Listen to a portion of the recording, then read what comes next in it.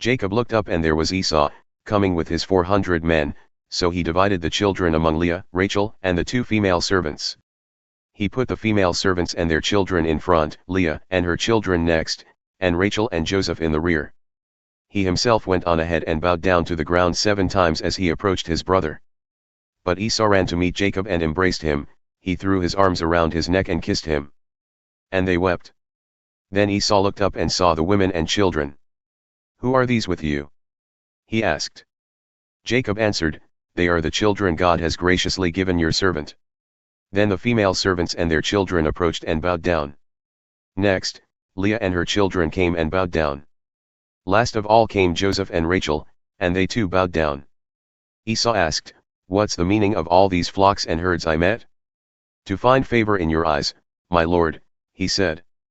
But Esau said, "I already have plenty, my brother. Keep what you have for yourself." "No, please," said Jacob. "If I have found favor in your eyes, accept this gift from me. For to see your face is like seeing the face of God, now that you have received me favorably.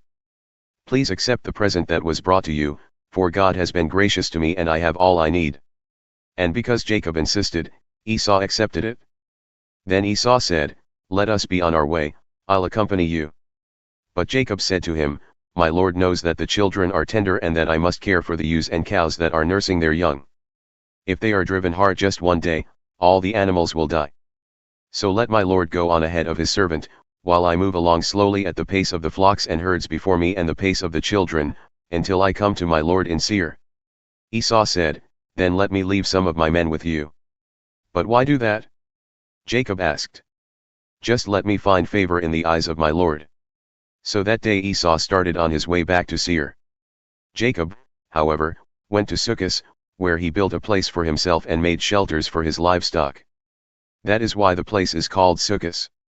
After Jacob came from Paddan Aram, he arrived safely at the city of Shechem in Canaan and camped within sight of the city. For 100 pieces of silver, he bought from the sons of Hamor, the father of Shechem, the plot of ground where he pitched his tent. There he set up an altar and called it Elohe Israel. Now Dinah, the daughter Leah had borne to Jacob, went out to visit the women of the land. When Shechem son of Hamor the Hivite, the ruler of that area, saw her, he took her and raped her. His heart was drawn to Dinah daughter of Jacob, he loved the young woman and spoke tenderly to her. And Shechem said to his father Hamor, "Get me this girl as my wife." When Jacob heard that his daughter Dinah had been defiled, his sons were in the fields with his livestock, so he did nothing about it until they came home. Then Shechem's father Hamor went out to talk with Jacob. Meanwhile, Jacob's sons had come in from the fields as soon as they heard what had happened. They were shocked and furious, because Shechem had done an outrageous thing in Israel by sleeping with Jacob's daughter, a thing that should not be done. But Hamor said to them, "My son Shechem has his heart set on your daughter. Please give her to him as his wife. Intermarry with us, give us your daughters and take our daughters for yourselves. You can settle among us, the land is open to you. Live in it, trade in it, and acquire property in it." Then Shechem said to Dinah's father and brothers, "Let me find favor in your eyes, and I will give you whatever you ask. Make the price for the bride and the gift I am to bring as great as you like, and I'll pay whatever you ask me. Only give me the young woman as my wife." Because their sister Dinah had been defiled, Jacob's sons replied deceitfully as they spoke to Shechem and his father Hamor. They said to them, "We can't do such a thing, we can't give our sister to a man who is not circumcised. That would be a disgrace to us. We will enter into an agreement with you on one condition only, that you become like us by circumcising all your males.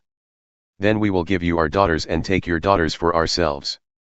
We'll settle among you and become one people with you. But if you will not agree to be circumcised, we'll take our sister and go." Their proposal seemed good to Hamor and his son Shechem. The young man, who was the most honored of all his father's family, lost no time in doing what they said, because he was delighted with Jacob's daughter. So Hamor and his son Shechem went to the gate of their city to speak to the men of their city. "These men are friendly toward us," they said. "Let them live in our land and trade in it, the land has plenty of room for them. We can marry their daughters and they can marry ours. But the men will agree to live with us as one people only on the condition that our males be circumcised, as they themselves are.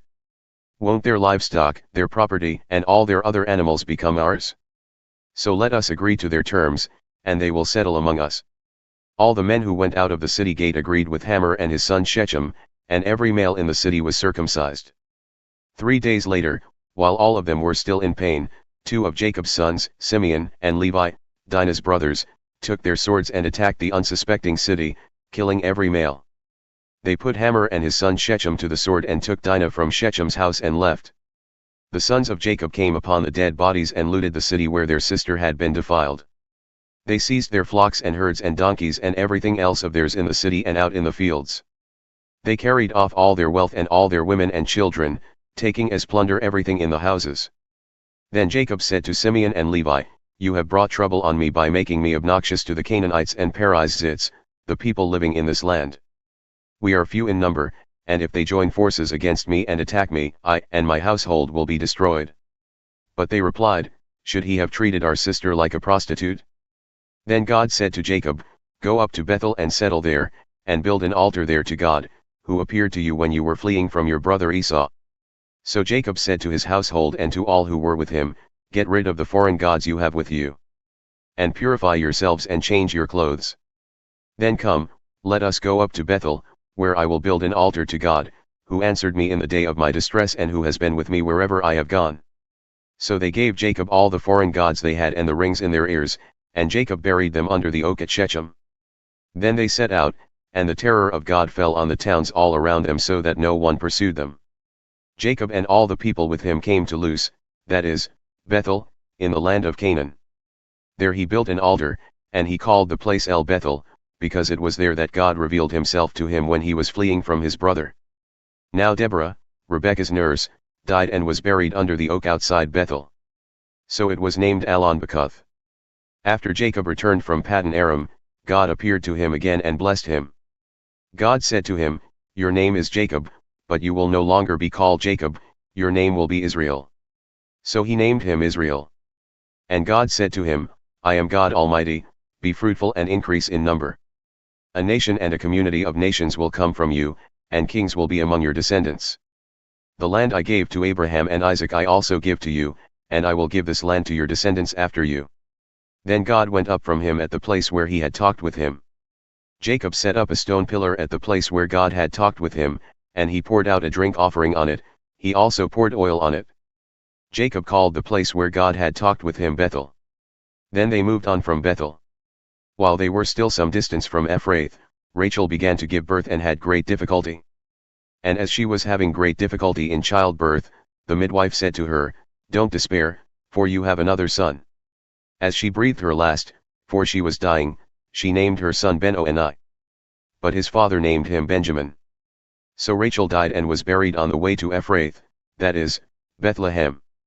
Over her tomb Jacob set up a pillar, and to this day that pillar marks Rachel's tomb. Israel moved on again and pitched his tent beyond Migdal-eder. While Israel was living in that region, Reuben went in and slept with his father's concubine Bilhah, and Israel heard of it.